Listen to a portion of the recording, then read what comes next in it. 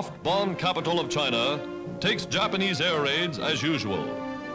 Under the guidance of Madame Chiang Kai-shek and her sisters, the Chinese are continually rebuilding the city. Modern structures of brick and masonry replace the old. Here is proof that a city is as strong as its people. Old China, serene, grim, determined, fights on. Chiang Kai-shek at the helm.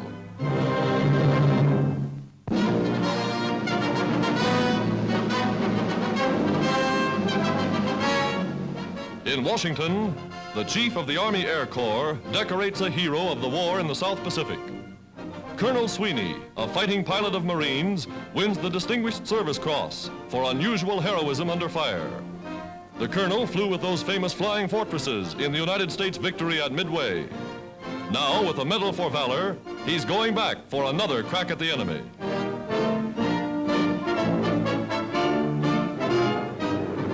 At New York Airport, another hero comes home. Lieutenant Moore, 1st Marine back from the Solomon Islands, is welcomed by his wife. A proud family congratulates the lieutenant who survived wounds received fighting in the Pacific. Today, homecoming is the event of their lives, for there's an addition to the family he's never seen. A boy, 2.5 weeks old, and just like his father.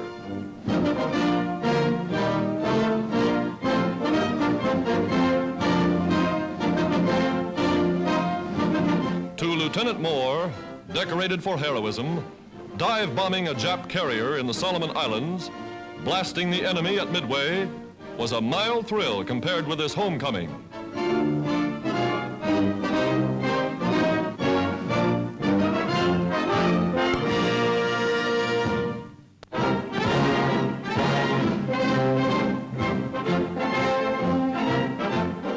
The world's largest oil tanker is ready for launching. The christening takes place at one of the great Henry Kaiser shipyards, and down the way she goes. A 22,000-ton giant, more than 500 feet long. Joining the huge fleet of United Nations supply ships, she'll sail the 7 seas.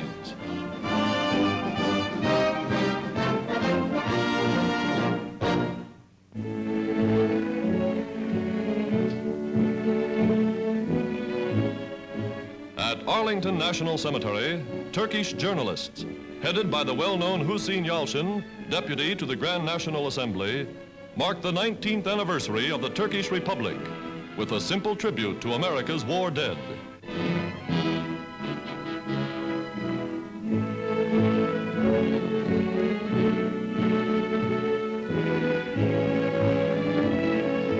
Their wreath of remembrance finds American soldiers again fighting to preserve the democratic way of life, that free men may live in peace.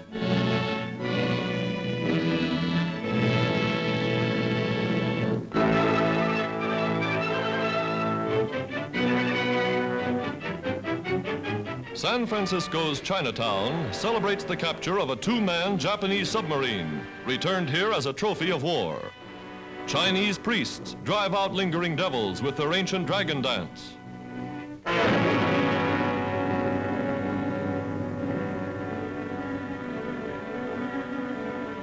Firecrackers complete the job as American Chinese end a day of real celebration.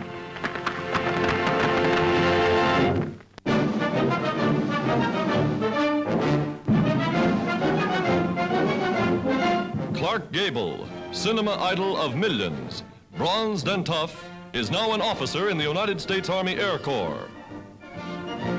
This is the graduating parade of his classmates. Enlisting as a private, working up from the ranks, Gable won his commission by hard work, and with it the admiration of the entire nation.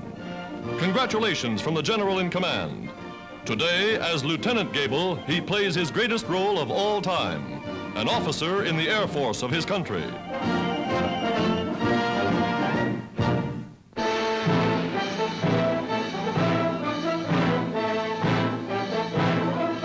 The first Brazilian troop convoy of the war puts to sea under sealed orders.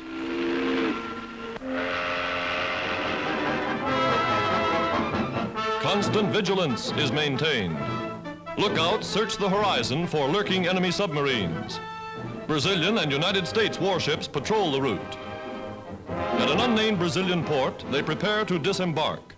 Every ship and every soldier accounted for. Men to reinforce garrisons standing guard along Brazil's 5,000 miles of coastline. Men prepared and ready to resist any attack. Brazil, staunch ally of the United Nations, is on the alert in South America.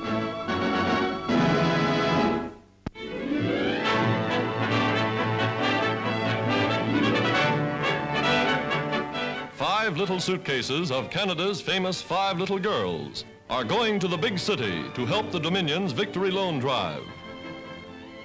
Yes, the Dion Quintuplets are off to Toronto.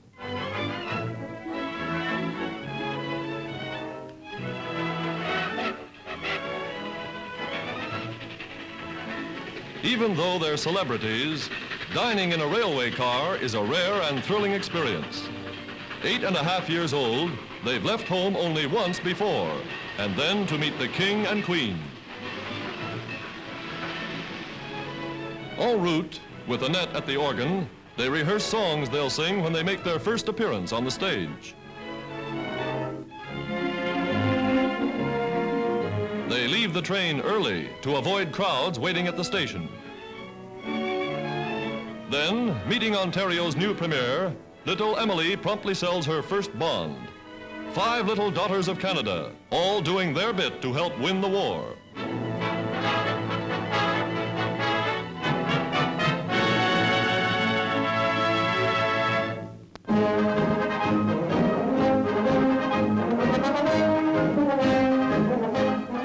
General Douglas MacArthur, United Nations commander in the Southwest Pacific, arrives by bomber to inspect positions in New Guinea. With Australian General Sir Thomas Blamey, Chief of Allied Land Forces, he goes by scout car to the front. The road's a winding jungle trail through native Papuan villages.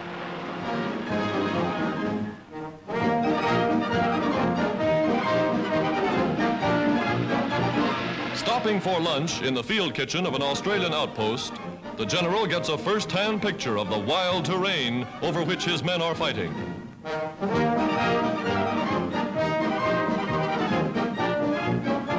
For exceptional service, he honors a wounded Associated Press newsman who was given up for lost.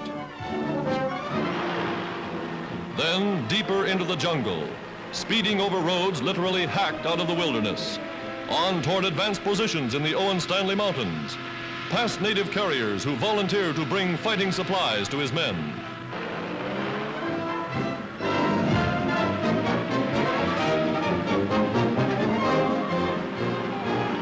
This is MacArthur at the front, hero of Bataan, now sworn to roll back the Japs.